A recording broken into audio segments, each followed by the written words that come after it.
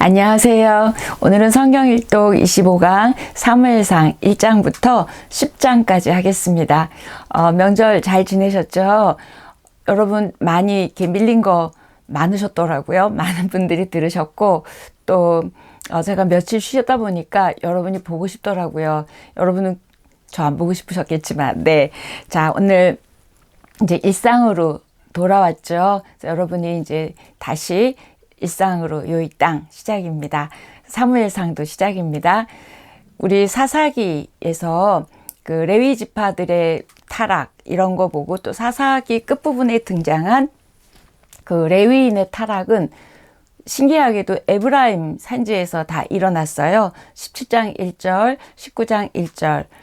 지금 제가 왜 사사기 이야기를 하냐면 이렇게 17장 1절과 19장 1절에 에브라임 산지에서 일어난 그 레위인의 타락이 바로 사무엘상 1장 1절에 에브라임 산지입니다. 결국은 동일한 장소에서 어떤 일이 일어났는지를 이렇게 대비시키는 것 같아요. 자, 우리 한번 사무엘상 1장 1절 보면 에브라임 산지 라마다임 소임에 에브라임 사람 엘가나라는 사람이 있었으니 그는 여로함의 아들이요 엘리후의 손자요 도우의 증손이요 숲의 현선이더라. 자, 이때 에브라임 산지 밑줄 건너주시면 좋겠습니다. 결국 사무엘상 초반부는 사사기의 연장이고요. 그 다음에 사무엘상은 사사기와 그 다음에 이쪽 왕정시대와 연결해주고 있죠. 그래서 이 에브라임 산지 기억해 놓으시면 되는데 어떻게 똑같은 산지에서 그렇게 레위인이 타락을 했었고 그 다음에 이때 이 엘가나 집에서 사무엘이 준비되어지고 태어나는지 모르겠습니다. 자, 우리 모세오경이 한 덩어리였고요. 그 다음에 사사기에서 쭉 이제 한 덩어리 그러니까 사무엘 하에서 왕국이 형성되기 전까지 또 한 덩어리고 그 다음에 왕국 시대 한 덩어리 그 다음에 포로 시대 또 한 덩어리 이렇게 덩어리로 보시면 이해가 빠르실 거예요. 왕정 시대로 넘어가는 과도기, 왜냐하면 이제 사무엘상 8장에서 이들이 왕을 달라고 이야기하고 여러분 잘 아시는 사울이 세워지고 그 다음에 다윗 왕이 또 이어지는 이야기가 사무엘상입니다. 그래서 사무엘상하는 다윗 상하라고도 할 만큼 다윗의 이야기가 많습니다. 특별히 사무엘하 같은 경우는 완전히 다윗 왕의 풀 스토리라고 보시면 되고 사무엘상하는 다윗 상하 이렇게 기억해 놓으시면 좋겠습니다. 여러분 잘 아시는 골리앗 이야기도 사무엘상에 나오고 또 다윗과 요나단의 그런 우정도 사무엘상에 나와서 굉장히 친숙한 성경이 사무엘상이기도 하지만 사무엘상에 담겨 있는 영적인 메시지가 굉장히 많더라고요. 그래서 제가 이번에 쉬는 동안 사무엘상을 이렇게 읽어보면서 예전에 생각하지 못했던 또 많은 부분들을 보게 됐어요. 사무엘상에는 4명의 인물이 나옵니다. 엘리 제사장과 사무엘, 그 다음에 다윗과 사울. 그런데 엘리와 사울은 패망했고 사무엘과 다윗은 하나님이 기뻐하시죠. 그래서 이 4명의 인물을 비교하면서 너희는 어떤 사람이겠니? 어디를 따라가겠니? 라고 저희들에게 도전을 주시는 것 같습니다. 그 다음에 하나님이 다윗을 선택하시고 또 사울을 사람들이 선택해서 왕이 되잖아요. 이 선택이라는 단어를 보면 하나님의 주권이죠. 하나님의 섭리입니다. 그래서 결국 하나님이 선택하신 사람들의 특징도 또 사무엘에서 볼 수 있고요. 또 하나님이 사울을 버리게 되는데 이 버리는 이유와 조건도 보게 되면서 우리가 어떻게 살아야 할지 또 어떻게 신앙생활을 해야 할지를 알 수 있습니다. 사무엘의 두 초점, 사무엘상의 두 초점은 두 가정, 엘리 가정과 그 다음에 사무엘 가정, 그 다음에 두 사람, 사울과 다윗입니다. 이 둘이요. 두 가정, 두 사람. 엄청 대비되는 이 두 가정과 두 사람으로 하나님은 저희들에게 많은 말씀을 하고 계시더라고요. 아까 1장 1절에 에브라임 산지 얘기했죠. 같은 시대, 같은 지역, 같은 직분의 두 가정을 대비하고 있습니다. 아까 사사기에서는 타락한 레위인도 제사장이잖아요. 지금 이 사무엘 제사장이죠. 그래서 이 엘가나라는 또 제사장이죠. 이래서 이것들을 대비하면서 비교합니다. 어떻게 같은 시대 같은 지역에서 이렇게 다를 수가 있을까? 지금 우리가 똑같은 코로나 시대를 살고 있습니다. 같은 시대, 같은 상황 속에 있는데 어떻게 이렇게 다를 수가 있을까? 하나님이 우리를 보시고도 그러지 않을까 생각했습니다. 사무엘은 다윗 왕을 세우고 또 사울 왕을 세우는, 결국 나타나서 사무엘이 태어나서 하는 일은 사울에게 기름을 붓고 그다음에 다윗에게 기름을 부었고 그다음에 왕정 시대로 가는 그 일들을 잘 감당해 주는 마지막 사사라고도 하는데요. 저는 사사로 포함시키지 않습니다. 또 어떤 분도 뭐 포함시키는 분도 있고 아닌 분도 있는데 저는 사사이기보다 제사장이었다고 생각합니다. 그래서 두 왕을 세우는 일과 또 이스라엘 백성들을 미스바에 모아서 회개시키는 일과 굉장히 하나님의 대리자로 그 일들을 감당하고 있는 사무엘입니다. 결국 하나님께서는 아브라함 한 사람을 뽑으셔서 지금까지 왔잖아요. 하나님에게 있어서 한 사람 프로젝트 굉장히 중요한 것 같아요. 이 한 사람 프로젝트 사무엘, 그다음에 또 다윗 이렇게 이어져 가고 있습니다. 나중에는 훗날 예수님 한 사람으로 태어나서 결국 전 인류를 구원하죠. 하나님의 이 한 사람 프로젝트 집중해서 나오는 게 사무엘상입니다. 사무엘상에서는 좀 비교라는 단어를 좀 드리고 싶은데요. 다윗과 사울을 비교하면서 읽으셨으면 참 좋겠어요. 그래서 영에 속한 사람과 육신에 속한 사람의 비교입니다. 그 다음에 내 자아와 내 욕심에 취한 사람과 그 다음에 성령에 잡힌 사람, 하나님의 뜻과 하나님의 말씀에 잡힌 사람이 너무 다른 일들을 하고 있다는 걸 보게 됩니다. 저와 여러분이 육신을 따르는 사람인지 아니면 은혜를 따라 살아가는 사람인지 접목한다 그러나요? 적용하시면 참 좋겠습니다. 사울이 다윗을 죽이려고 할 때 사울은 다윗을 죽이려고 해요. 그래 다윗은 사울을 죽이지 않죠. 너무 유명한 얘기예요. 이것도 성령을 따르는 사람, 그 다음에 은혜를 따르는 사람과 육신을 따르는 사람과 그 다음에 자기 뜻을 따르는 사람의 비교입니다. 계속 사무엘상은 이렇게 두 가정, 두 사람, 또 이렇게 육신과 은혜 계속 둘을 대비시키고 있기 때문에 그 단어는 없어요. 그러나 여러분이 그 밑 저변에 흐르는 이 둘의 비교를 놓치지 않고 읽으시면 굉장히 많은 적용이 될 거라고 생각합니다. 또 노래가 두 개가 나와요. 사무엘상 전체에 2장에 한나의 노래. 임신을 한 다음에 이제 2장에 한나의 노래, 그 다음에 사무엘하. 예전에는 사무엘상과 하가 한 권이었어요. 근데 이게 나뉘어졌는데 결국 사무엘상하를 붙여서 한 권으로 볼 때 2장에 한나의 노래가 있고 사무엘하 22장에 다윗의 노래가 있습니다. 그래서 한나의 노래로 시작해서 다윗의 노래로 끝나는 게 사무엘상하입니다. 사무엘서의 주제는 사무엘이 아니에요. 이름은 사무엘이기 때문에. 그런데 제가 아까 뭐라 그랬죠? 다윗상하라고 할 만큼 주인공은 다윗일까요? 아니죠. 사무엘, 사울, 다윗을 이렇게 들어서 쓰시는 하나님이 주인공이시죠. 그래서 그 하나님의 이 저자의 의도를 따라가면서 읽으십시오. 사무엘은 그 사울을 왕을 세운다 그랬죠. 기름 부은다 그랬죠. 이 굉장히 중요한 일입니다. 왜냐하면 이스라엘 백성들이 옆에 나라들이 왕이 있었어요. 그래서 왕 달라. 그럴 때 그 중간에서 하나님에게 이야기하고 또 하나님이 세우는 그 과정들을 사무엘이 감당합니다. 또 사무엘상의 특징은 만군의 여호와라는 이 단어가 성경에서 처음 나오게 돼요. 만군의 여호와 1장 3절에 나오는데 구약 전체, 성경 전체에 281번이 나온다고 하네요. 그 중에 제일 처음 만군의 여호와. 만군의 여호와는 뭐죠?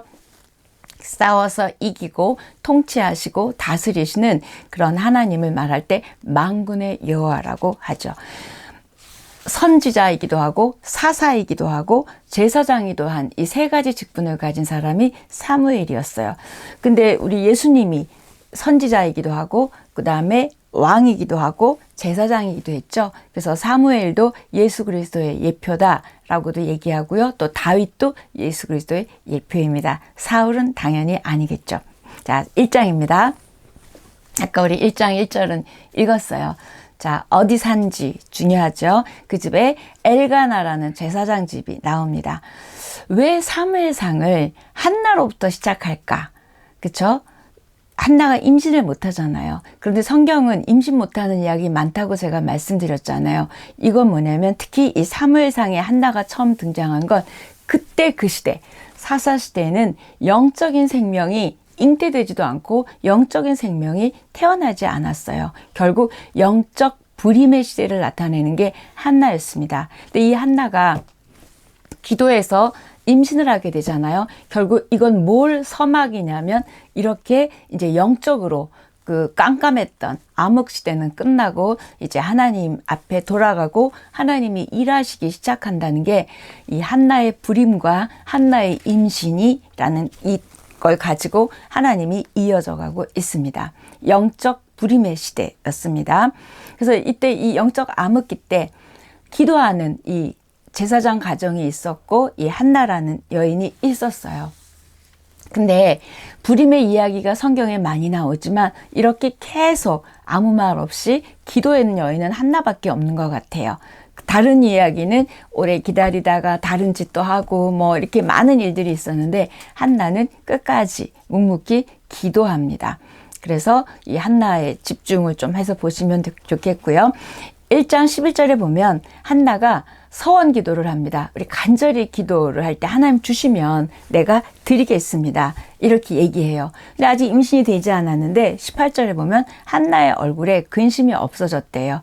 기도한 것 하나님이 주실 거라고 믿었죠. 받아들임입니다. 이렇게 우리는 기도하지만 응답이 없으면 실망하고 또 기다리지도 잘 못해요. 나는 기도했고 얼굴이 바뀌었어요. 주시던 안 주시던 하나님 앞에 예스 받은 거죠. 이럴 때 얼굴빛이 달라졌다. 이렇게 근심빛이 없어졌다. 이야기합니다. 이것도 굉장히 우리들에게 많은 말을 하고 있습니다. 하나님 앞에 기도의 문이 열려 있으면 모든 문은 열려 있는 거예요. 왜요? 닫고 여는 건, 이 태문도 닫고 여는 것도 하나님이시고 모든 우리 상황도 닫고 여는 건 하나님이세요. 그렇기 때문에 기도가 열려 있다는 건 하나님이 지금 일하실 수 있음을 나타내고 있습니다. 저와 여러분이 기도함으로 하늘문이 열리고 하나님이 열어주시는 그런 기도가 되고 또 기도했으면 우리가 근심빛이 사라지는 그런 우리들이었으면 좋겠습니다. 9절에 보면 한나가 일어나요. 기도하고 한나가 일어나는데 굳이 한나가 일어났다는 말이 필요할까요? 근데 너무 필요하더라고요. 왜냐하면 이때 제사장은요, 앉아 있었어요. 한나는 일어났어요. 근데 엘리는 앉아 있었다 그래요. 이 일어서고 앉고가 또 영적인 많은 말을 하고 있습니다. 결국 앉아 있었다, 주저앉아 있었다, 영적으로 깜깜한 상태에 엘리 제사장이 그대로 있었다는 걸 알 수 있습니다. 저와 여러분이 기도하고 일어날 때 믿는 우리들이었으면 좋겠습니다. 아까 처음에 말씀드렸죠. 두 가정이 소개된다고. 자녀들이 너무 달라요. 그래서 이 제사장의 아들들이 뭐 엄청 나쁜 짓을 하게 되고 또 다르죠. 사무엘은 또 다르고요. 그래서 결국 가정교육의 중요성이 또 나오게 됩니다. 결국 뭐냐면 여러분의 자녀 교육으로 인하여 자녀들의 운명이 결정된다는 걸 볼 수가 있어요. 그래서 저와 여러분이 뭐 자녀 교육에 대해서 신명기에서도 많이 얘기했지만 정말 이 두 자녀들을 보면서 부모의 믿음의 교육이 얼마나 중요한지 알 수 있습니다. 엘리의 아들들과 그다음에 한나의 아들 이 비교가 엄청 다르죠. 자, 2장입니다. 한나의 기도. 한나의 기도를 몽땅 다 외우시는 분을 제가 뵌 적이 있어요. 이걸 다 외우시더라고요. 그런데 이걸 다 외우시면서 임신이 되셨다는 간증도 하는 걸 제가 들었어요. 자, 한나의 기도 굉장히 은혜가 있습니다.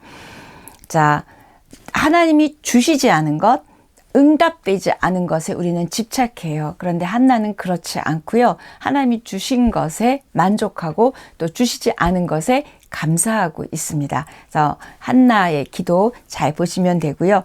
그다음에 엘리집의 저주가 일어나는데 이때 엘리 아들들의 모습을 보게 됩니다. 엘리 아들들과 사무엘을 비교하면서 읽으십시오. 2장 29절에 보면 하나님이 엘리를 책망하세요. 근데 뭐라고 얘기하시냐면 네가 나를 존중하는 자는 내가 존중하고, 이 말씀이 나오는데 이건 뭐냐면 엘리에게 너가 나를 존중하지 않아서 나도 너를 존중하지 않는다. 이 말은 뭐냐면 네가 나보다 네 아들들을 더 중요하게 여겼다는 거예요. 그래서 하나님이 내가 너를 버린다 얘기합니다. 우리가 하나님을 존중히 여기고 하나님께 존중을 받는 자 됐으면 좋겠고, 또 우리의 교육도, 우리의 자녀 교육도 그랬으면 좋겠습니다. 자녀 교육은 반드시 책임이 따르고, 또 우리에 의해서 그들의 운명이 하나님 앞에서 살지 안 살지의 운명이 결정되는 걸 엘리 이야기를 통해서 볼 수 있습니다. 3장입니다. 3장 1절 보면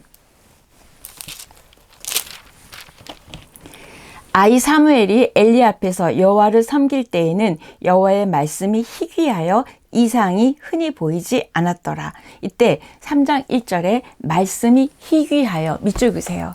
이건 뭘 말해요? 하나님이 말씀하시지 않았다.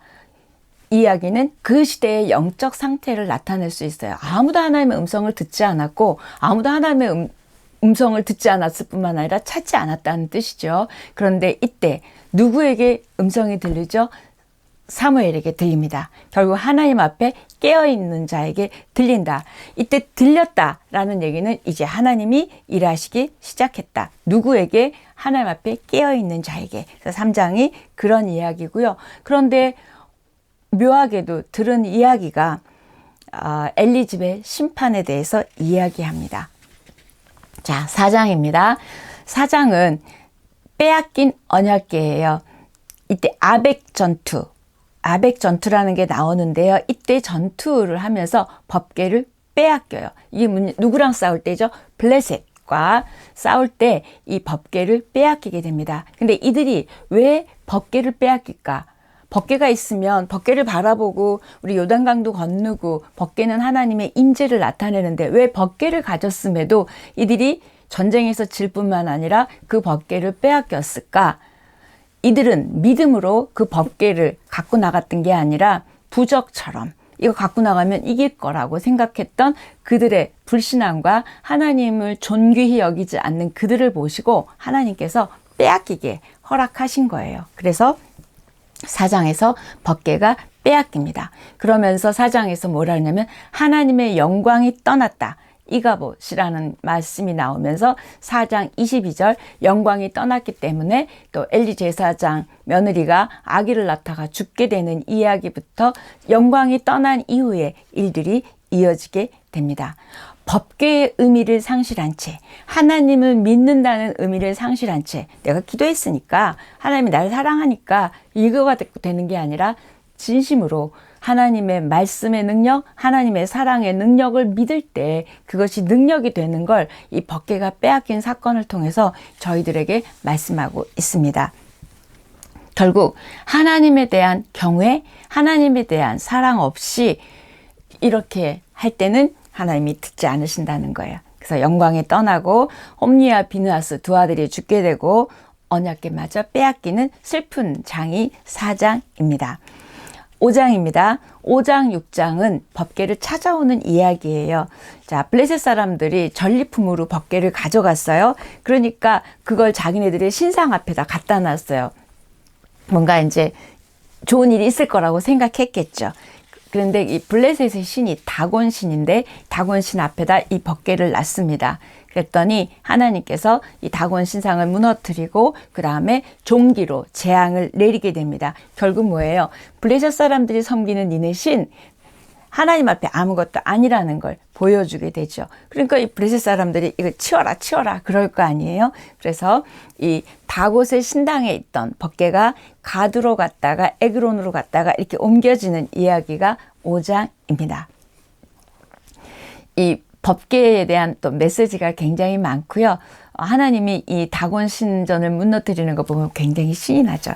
자, 6장입니다. 언약궤가 이제 돌아오는데 하나님의 무서움을 체험하고 났으니까 이제 언약궤를 가져올 때, 근데 이 언약궤가 처음에 유다 땅 아닌 데 있었어요. 그런데 이제 유다 땅으로 옮겨지게 됩니다. 이러면서 슬슬 유다 땅을 또 이제 집중하고 있죠. 그래서 이스라엘로 돌아오게 되고 원래 있던 에브라임 지파 실로에 있지 않고 어디로 오게 된다? 유다 땅으로 오게 된다. 그래서 벳세메스라는 곳을 거쳐서 기럇 여아림으로 오게 됩니다. 기럇 여아림 기억해 놓으시면 좋겠어요. 예수 그리스도께서 유다 지파를 통해서 오신다. 복선이 깔려 있죠. 자, 언약궤가 온 것을 기뻐했어요. 그런데 언약궤가 와서 막 기뻐했는데 언약궤를 들여다보면서 많은 사람이 죽게 됩니다. 왜 그럴까요?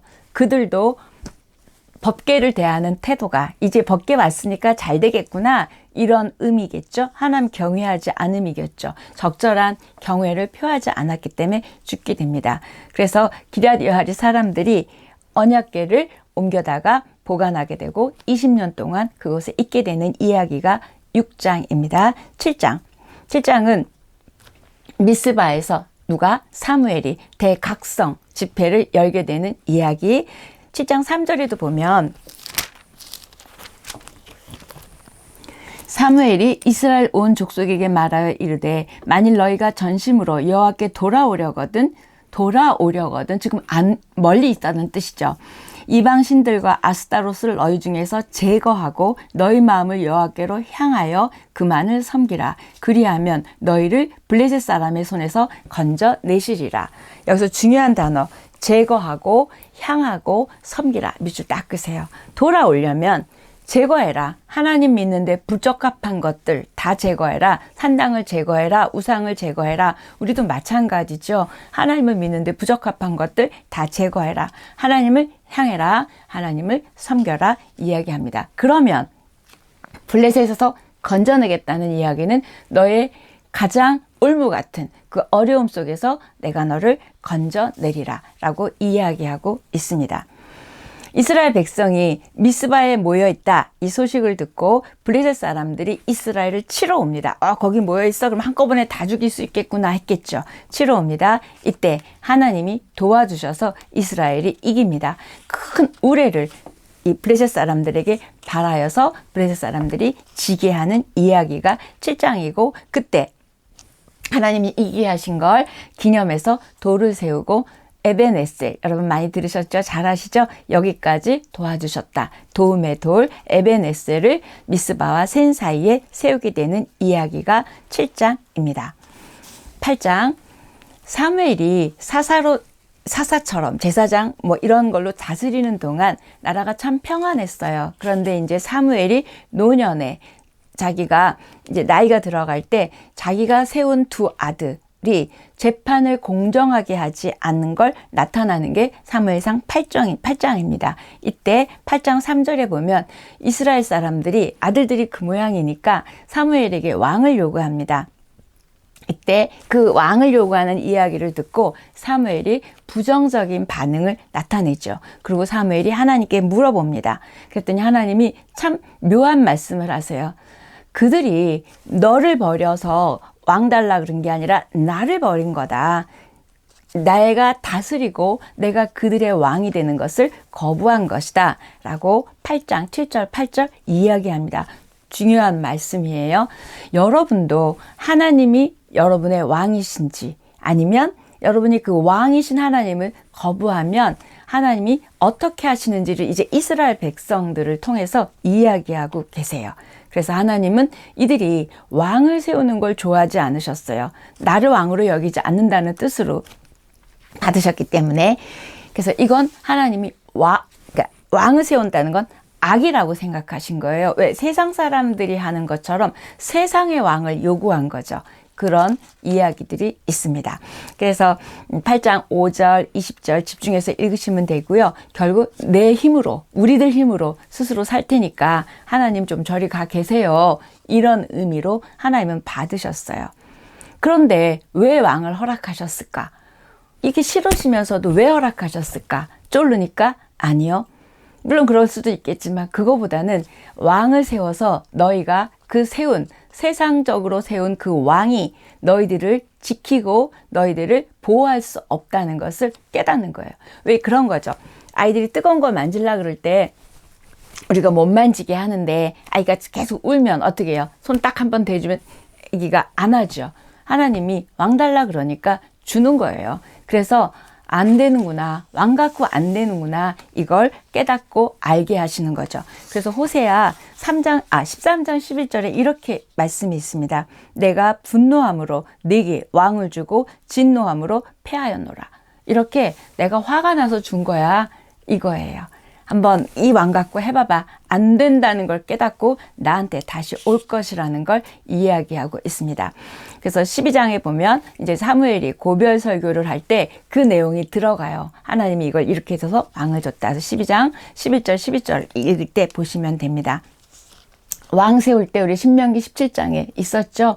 그 규례 미리 주셨었잖아요. 안 그래도 그거 17장 14절로 20절까지를 한번 같이 보시면 되겠습니다.